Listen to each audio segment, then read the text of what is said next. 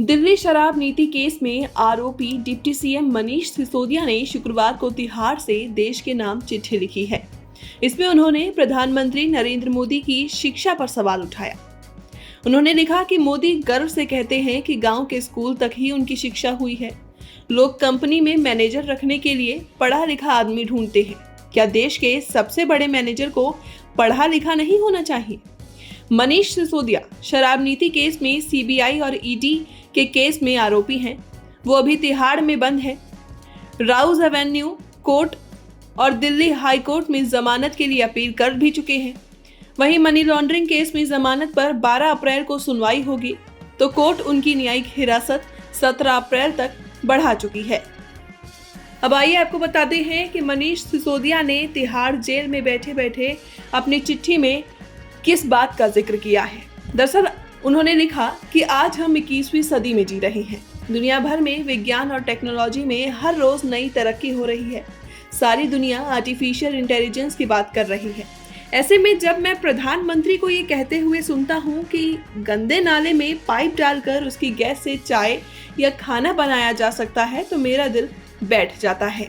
क्या नाले की गंदी गैस से खाना बनाया जा सकता है? नहीं। जब प्रधानमंत्री कहते हैं कि बादलों के पीछे उड़ते जहाज को रडार नहीं पकड़ सकता, तो वो पूरी दुनिया में हंसी के पात्र बनते हैं। स्कूल कॉलेजों में पढ़ने वाले बच्चे उनका मजाक उड़ाते हैं। उनके इस तरह का बयान देश के लिए बेहद खतरनाक है। इसके कई नुकसान हैं, जैसे पूरी दुनिया को पता चल जाता है कि भारत के प्रधानमंत्री कितने कम पढ़े लिखे हैं और उन्हें विज्ञान की बुनियादी जानकारी तक नहीं है। दूसरे देशों के राष्ट्राध्यक्ष जब प्रधानमंत्री जी से गले मिलते हैं तो एक एक झप्पी की भारी कीमत लेकर चले जाते हैं। बदले में ना जाने कितने कागजों पर साइन करवा लेते हैं, क्योंकि प्रधानमंत्री जी तो समझ नहीं पाते, क्योंकि वो कम पढ़े लिखे हैं। आज देश का युवा एस्पिरेशनल है। वो कुछ करना चाहता है, वो अवसर की तलाश में है, वो दुनिया जीतना चाहता है। साइंस और टेक्नोलॉजी के क्षेत्र में वो कमाल करना चाहता है। क्या एक कम पढ़ा लिखा प्रधानमंत्री आज के युवा के सपनों को पूरा करने की क्षमता रखता है? हाल के वर्षों में देश में 60,000 सरकारी स्कूल बंद कर दिए गए। क्यों? एक तरफ देश की आबादी बढ़ रही है, तो सरकारी स्कूलों की संख्या बढ़नी चाहिए थी। अगर सरकारी स्कूलों का स्तर अच्छा कर दिया जाता है, तो लोग अपने बच्चों को प्राइवेट स्कूलों से निकालकर सरकारी स्कूलों में भेजना शुरू कर देते, जैसा कि अब दिल्ली में होने लगा है। लेकिन देश भर में सरकारी स्कूलों का बंद होना खतरे की घंटी है।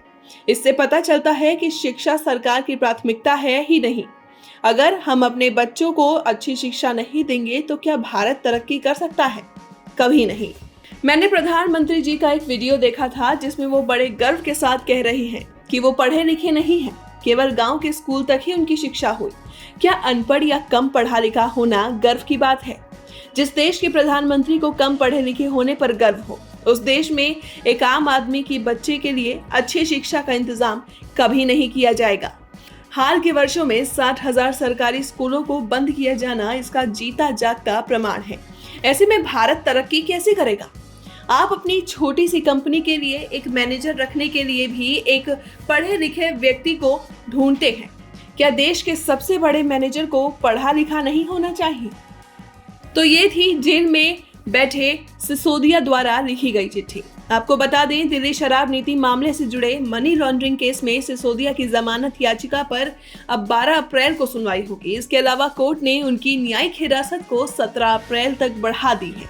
सिसोदिया को 26 फरवरी को सीबीआई द्वारा 9 घंटे की पूछताछ के बाद गिरफ्तार किया गया था। बहरहाल, इस तरह की खबरों से जुड़े रहने के लिए हमारे चैनल को सब्सक्राइब जरूर कीजिएगा और साथ ही अगर वीडियो पसंद आई हो तो लाइक भी कर दीजिएगा।